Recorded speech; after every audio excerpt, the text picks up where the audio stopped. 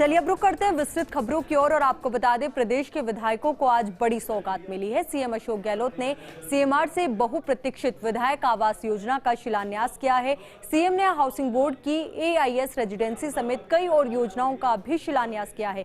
इस दौरान मुख्यमंत्री अशोक गहलोत समेत मौजूद स्पीकर और सभी मंत्रियों ने हाउसिंग बोर्ड के काम की जमकर तारीफ की। ये रिपोर्ट देखिए। प्रदेश के विधायकों को मुख्यमंत्री अशोक गहलोत ने बड़ी सौगात दी है। विधायकों को अब जल्द ही जयपुर में विश्व स्तरीय आवासों की सुविधा मिल सकेगी।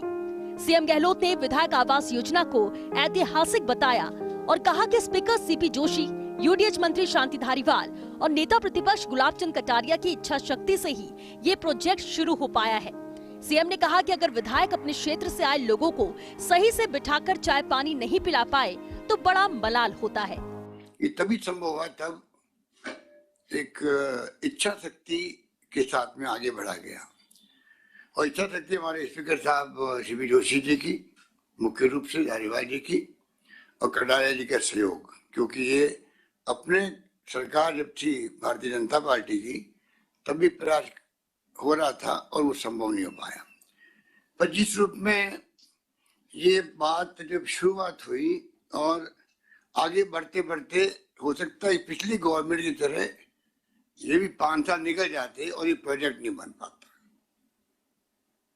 खूबसूरती इस बात की है कि प्रोजेक्ट जो है इसको अमली जमा पहनाने की नौबत आ गई, ये खूबसूरती है। आइए आपको बताते हैं कि विधायकों के आवास में आखिर क्या क्या खासियत होंगी।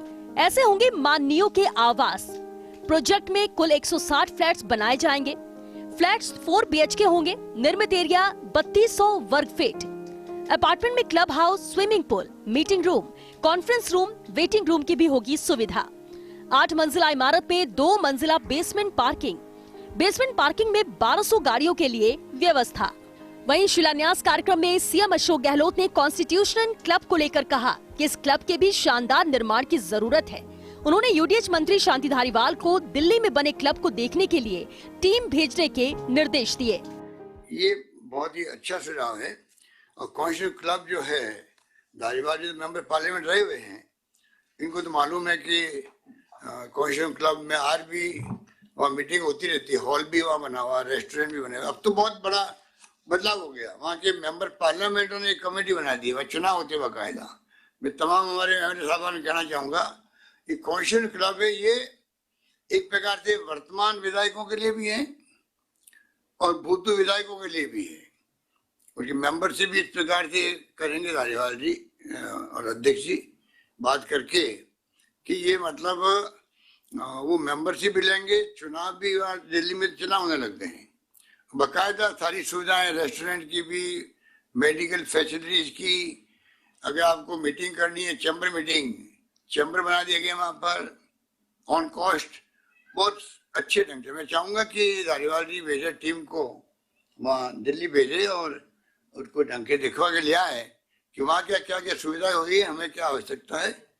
कुछ ज़्यादा शानदार यहाँ कॉन्स्टिट्यूशनल क्लब बने, जिससे कि हमारे जो एमएलए साहबान हैं, मंत्री जी हैं, ये जो भूतपूर्व है अभी साथ में नहीं है, उनका जुड़ाव इनके साथ रह सके। वहीं सीएम गहलोत ने हाउसिंग बोर्ड के कामकाज की तारीफ करते हुए कहा कि हाउसिंग बोर्ड का रिवाइव होना बड़ी बात है। जिस संस्था को पिछली सरकार बंद करने की तैयारी कर रही थी, उसे यूडीएच मंत्री शांति धारीवाल और कमिश्नर पवन अरोड़ा ने मिलकर फिर से रिवाइव कर दिया है।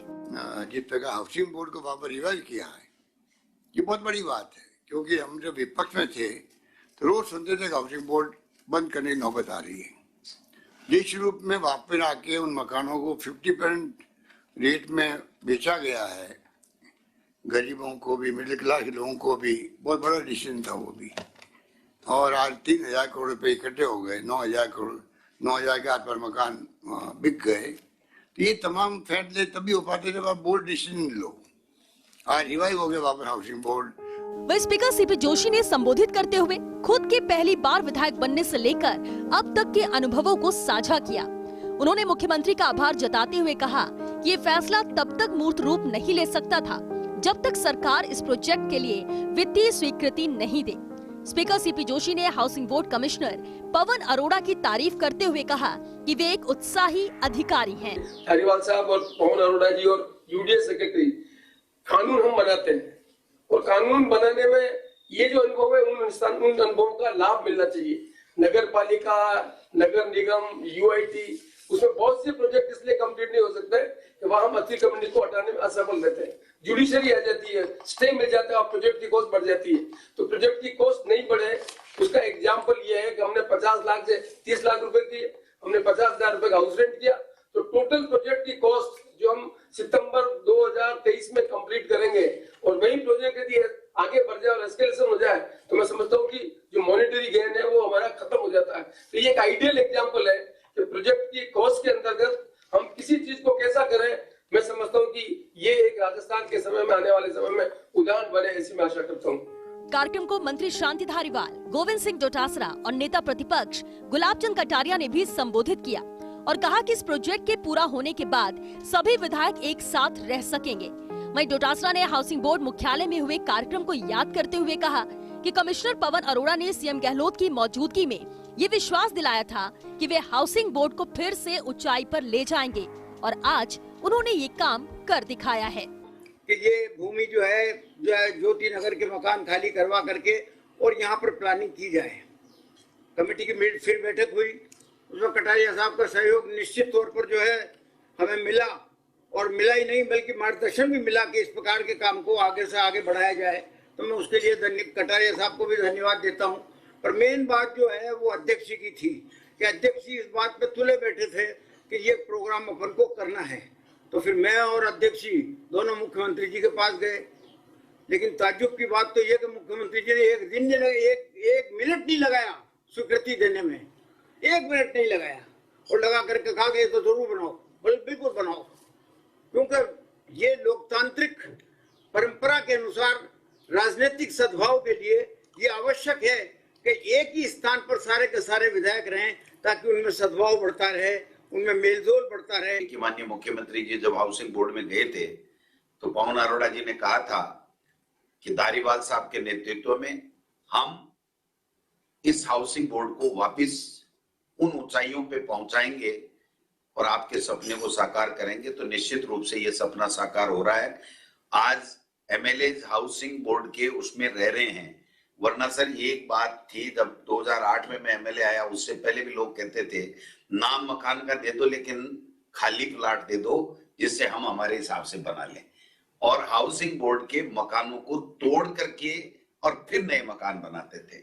आज वो स्थिति नहीं रही, तो मैं समझता हूँ ये बहुत अच्छी बात है। और जिस प्रकार का जो हाउसिंग के ये जो बन रहे हैं एमएलए के, मैं समझता हूँ कि हम जनप्रतिनिधि हैं, जनता की सेवा के लिए आए हैं और जनता की सेवा सही तरीके से तभी हो सकती है जब वो व्यक्ति आराम से अपने परिवार को और अपने परिवार के साथ आराम से रह सकता हो, उसको सारी सुविधाएं मिले और उनके पास आने वाले जो जन हैं उनको भी आराम से बैठने का स्थान मिले, उनको चाय के लिए जगह मिले, उनको लोन अगर रहना पड़े तो रात को रुकने की स्थान मिले, उनको लोन में अगर टहलना हो, मॉर्निंग वॉक करना हो तो वो मिले, सारी सुविधाएं मिलेंगी।